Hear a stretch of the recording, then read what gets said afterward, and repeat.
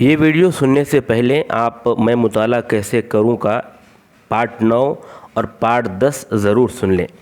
السلام علیکم ورحمۃ اللہ وبرکاتہ۔ محترم ناظرین، میں مطالعہ کیسے کروں پارٹ نمبر 21 میں آپ کے سامنے لے کر حاضر ہوا ہوں۔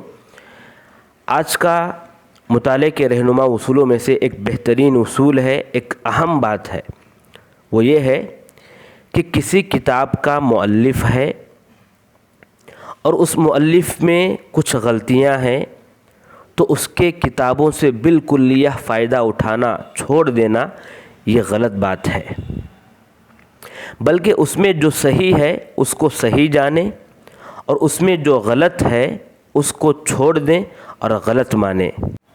معلوم ہوا کہ مؤلف کی یا مصنف کی ایک غلطی یا چند غلطیوں کی بنا پر ان کی تمام کتابوں سے بالکلیہ جو ہے چھوڑ دینا یہ صحیح نہیں ہے۔ امام ذہبی رحمہ اللہ فرماتے ہیں کہ عالم اس کے فضائل کے مطابق تعریف ہوتی ہے۔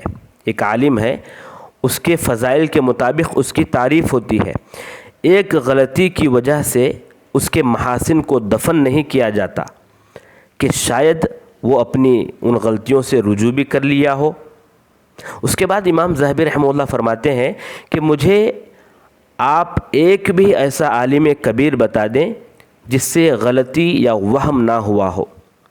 ادھر امام شعبہ کو دیکھ لیں، وہ علم کے چوٹی پر ہیں لیکن ان کے اندر بھی اوہام ہیں۔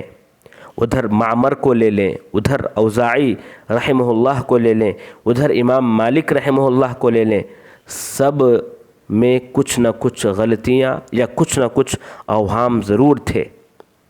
یعنی غلطی یا وہم سے کوئی بھی بچے نہیں ہیں۔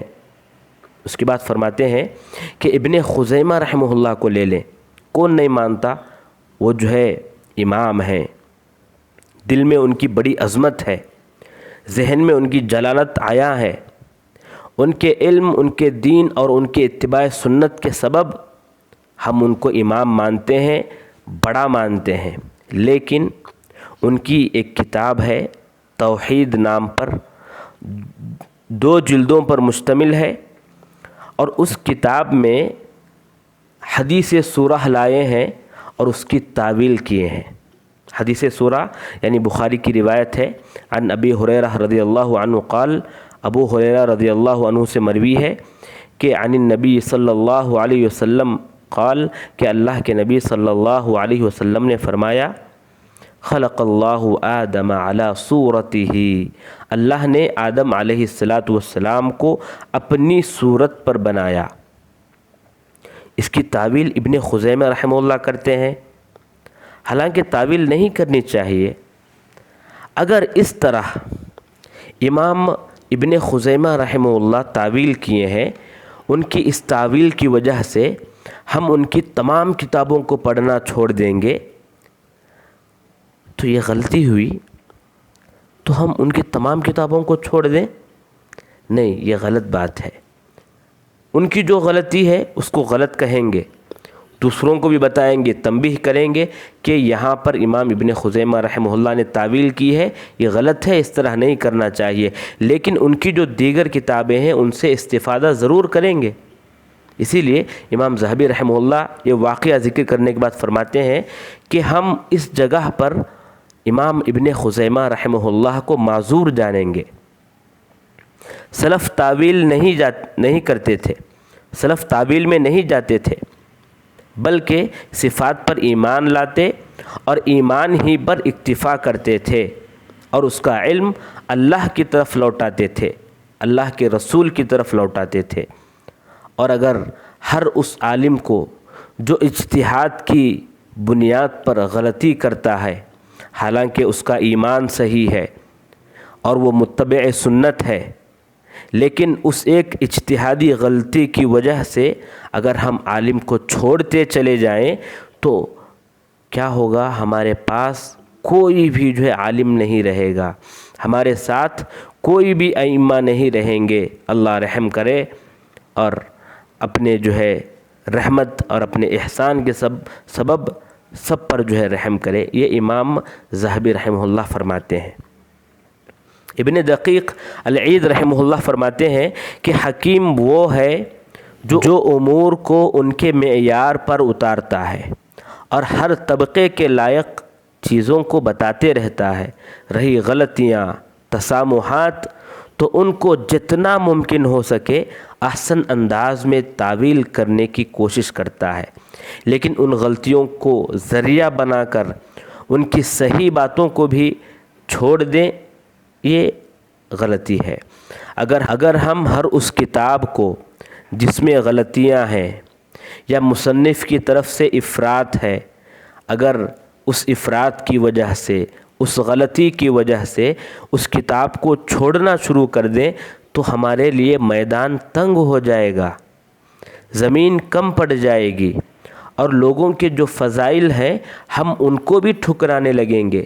ائمہ کے جو فضائل ہیں، جو پہلے کے علماء جو گزرے ہیں سلف میں، اگر ان کے فضائل کو ہم دیکھیں گے تو ہم کہیں گے ارے ان کے اندر تو غلطیاں ہیں، ہم ان کے فضائل کو کیا مانیں؟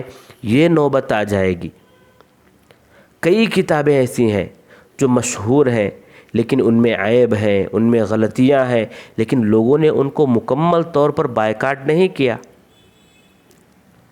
حافظ ابن حجر رحمہ اللہ فرماتے ہیں اگر ایک مصنف کو اس کے اوہام کی وجہ سے چھوڑ دیا جائے تو کوئی نہیں بچے گا ہمارے سامنے، کوئی مصنف، کوئی مؤلف نہیں بچے گا ہمارے سامنے۔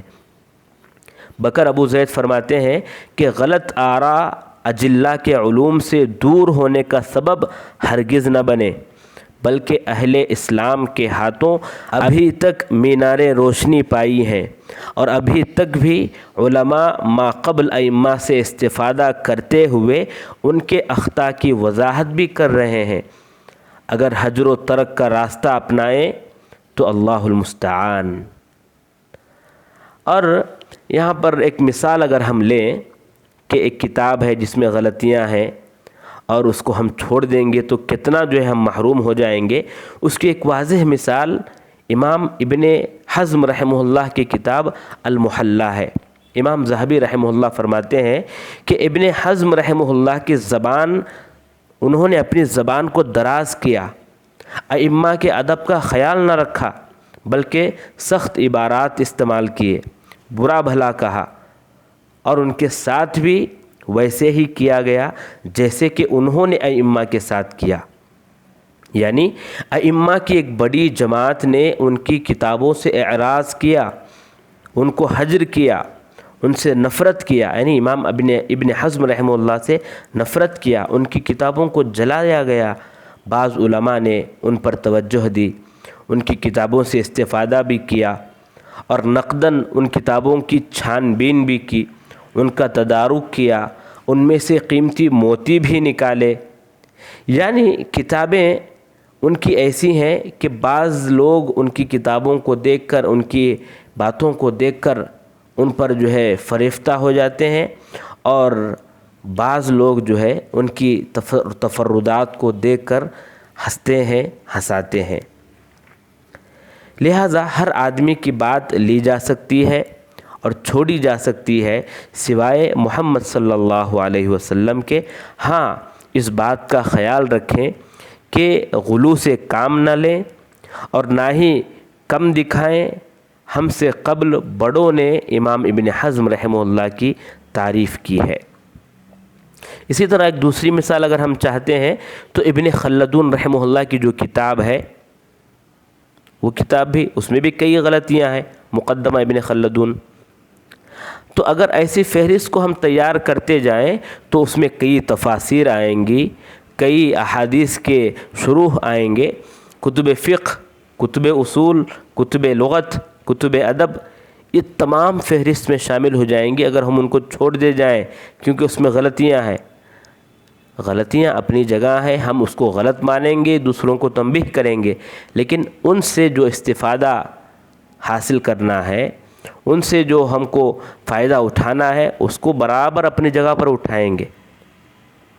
ہاں، آخری میں ایک بات یہ بھی یاد رہے کہ یہ اصول، یہ جو بتایا گیا مطالعہ کے رہنما اصولوں میں سے یہ جو اصول بتایا گیا کہ ہم کسی کے ایک غلطی، دو غلطی یا تین غلطی یا چند غلطیوں کی وجہ سے ان کی کتابوں سے بالکل یا استفادہ چھوڑ دیں، یہ ان کے لیے ہے، ان مصنفین کے متعلق ہے جو اہل سنہ والجماعہ میں ہیں، ورنہ جو مبتدع ہیں، جو ضال ہیں، مضل ہیں، جو منحرف ہیں، جو اہل اہوا میں سے ہیں، ان کی کتابوں کو آپ ہرگز نہ چھوئیں۔